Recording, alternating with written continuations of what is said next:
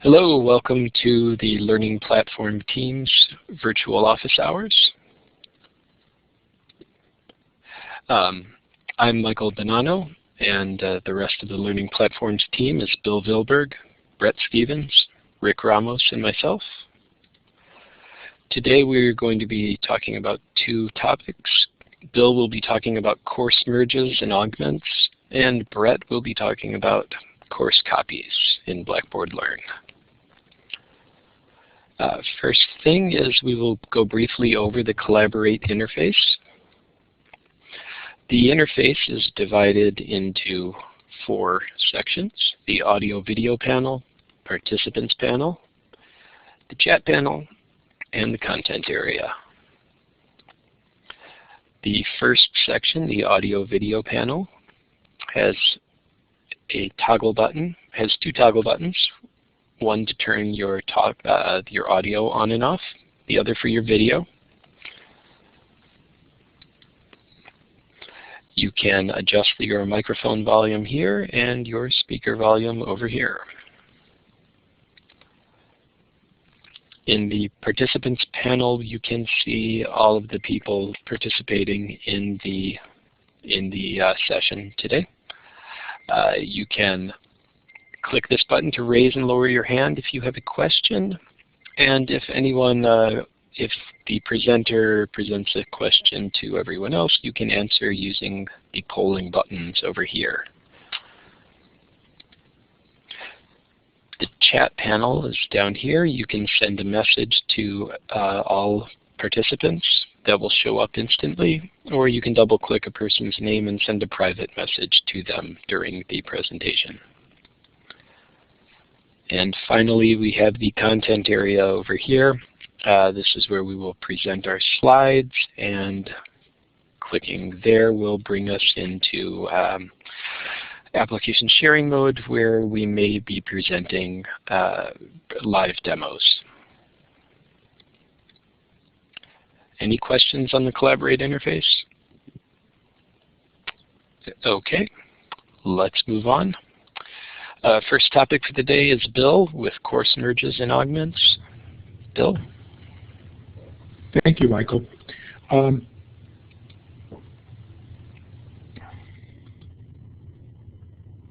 want to talk about why and how we provide for course merges and augments, and especially the difference between the two. Why does a faculty member want to merge or augment their course sites? Well, usually it's a problem that they have multiple course sites on CourseLink, our registration system, so they're officially teaching multiple courses that students are registered in, and they want one site on Blackboard so that everybody's in that site so that they can just post things once and things like that. That's the problem we're trying to solve with merges and augments. Some examples of this is a faculty member with multiple sections of the same course. Say someone teaching Accounting 201 and they're teaching multiple sections of it, and they would like all of their students in one section, even though they're from different times and rooms and days, and one might be a night course and one might be Monday, Wednesday, and that. They just want to combine them all. One is what I call co-taught sections. That is, it's both a graduate and an undergraduate course taught at the same time in the same room, but the students signed up differently, one for the graduate and one for the undergraduate. So when you turn in your grades at the end of the semester, they're going to be on 2 different rosters, but you just like one site for all of them. And that often happens with courses in some of the arts. There's a 200 and a 300 and a 400 course, all with the same topic. They take it repeatedly, and they want one site each semester for that, so they would merge or combine those sections. And the other is the co-listed section, and it's similar to the co-taught, except the courses are actually in different departments. So Dr. Shalala teaches a course on health policies, and it's listed in nursing, it's listed in political science, it's listed in all different departments with different numbers even in many cases, and she would like to have that in one site, so when she puts her material up, when she sends an email to the students, she can do it once and everybody gets it. So whether you've got multiple sections in different times in rooms, whether you've got the same course, but different levels of it at one time, or co-listed sections in different departments all taught together or separately, and this is however you want it, we can now combine those for you. There are two ways of combining them. The first way, in both cases, we take everything in the original sites and all the users, and we put them into what I'll call the parent site, their child and parent in the current terminology. And once that's done, anybody who adds or drops to the child site automatically gets updated or removed from the parent site. So it's all an automated process in Blackboard. We can do that, combine them into the one site, and either hide the original sites, what we call the child sites, so that both you and the students only see the parent site, or we can leave the original sites visible so that you can continue to use them. And we call this an augment because everyone will then see two sites. They'll see the parent site with everyone in it, and they'll see the child sites. The merge is pretty obvious, I think, how it works. Everybody goes into one site, that's the one everybody uses and everybody sees. The augment is a little more confusing, and what I say here is you're going to have two different sites, so you're going to use one to share material with everyone and one for individual items. And this gets kind of complicated, remembering what you've done where and how you've done it. So most people just go with a merge. But if you do have a reason for the augment, we're happy to do it. That's the term we use, augment your course. That is, add this secondary course, stretch out your course and make another one. So you've got all your original course sites, and then you've got this secondary one up there.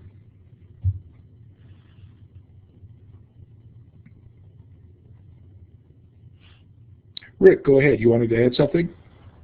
Yes, Bill. Thank you. I just wanted to clarify one thing. The merge sites, the children's sites are still visible to the instructor. The students will not see them, but the instructor will still see the child course, but just so they can have access to it. But the students will not see it. Okay, so to clarify that for me, they'll see it. It will say unavailable to students, or unavailable after it. Is that correct? Yes, this course is unavailable. And could they then go into it and send an email just to that section if they wanted to? Yes. Yeah, so that's one of the reasons with a merge, you can still get access to some of the tools in the original site, like email, which is a strong one that you want to send something to all the students on your Monday, Wednesday, Friday class saying we're not going to have class on Friday, and you don't want to send it to all of your sections that are spread across multiple days. So even with a merge, you can get in there, but you can only do certain things. If you put an announcement up, the students can't see it because they can't see the site. Is that right, Rick? Yes. Great, thank you.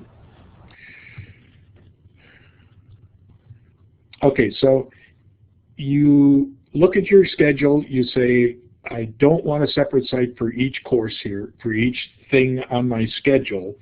I want these course sites, these shells, these things to become children and this parent to be made, this merge site to be created. How do you do it? Well, the easiest thing is to submit an email to blackboardhelp@miami.edu.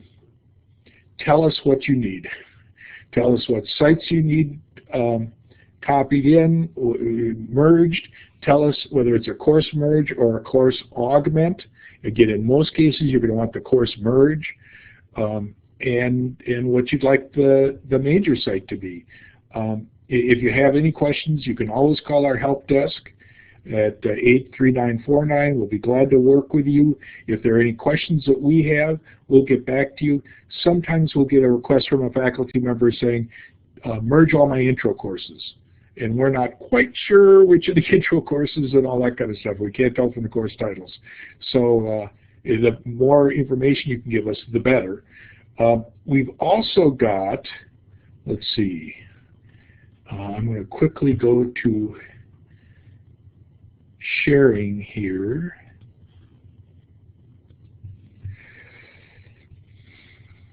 And hopefully you can see this is the Blackboard homepage that I'm on right now. And in the upper right is the instructor updates. And right now we've got in the instructor updates a link about information about site merge requests. By the way, if you are an instructor of a course here at the University of Miami and don't see this, let us know and we'll hook you up with it. Because we don't show it to the students, they don't need it. They only see the Blackboard updates down here. And there's a link in there, or a thing to our email, but there's a link. If you click on that, oh, I didn't refresh it. I'm sorry. We had a mistake on it, and we corrected it, and I've still got the old page sitting here. So let's refresh and click, and up comes the form. And this is the course merge form. You put in your name, your email address, the course IDs to combine. Those are the child courses. The course ID to be used or created. If you've got a name that you want to use for this course, because they're different names or whatever, just tell us what it is and we'll put it in. Some examples are there. And then additional comments. And here is where you would say, please augment this. I want to use the original sites for content as well as the merge site, or if there's nothing there, we'll just do the merge. Also, if you've already got material in one of your old sites that you want copied into this once it's done, we'll be happy to do that too. When we get done, we leave the site unavailable because you're going to want to go in and change the syllabus and do things like that before you make it available to the students. And how to make a course available was another item. There it is, right down here at the bottom of the instructor updates. So these are some things you want to remind yourself of on the front page, that they're there, that you can get to them quickly. And then of course we've also always got the help at the top of the page. And on that page, which I think I'm going to be redesigning in the next few days, but there's a link to the Blackboard help desk and the online ticketing system, which is the other way to get in touch with us. Go to here, click on Contact Us, and fill out a ticket. This will also be changing because we'll be moving to a new ticketing system. Isn't technology wonderful?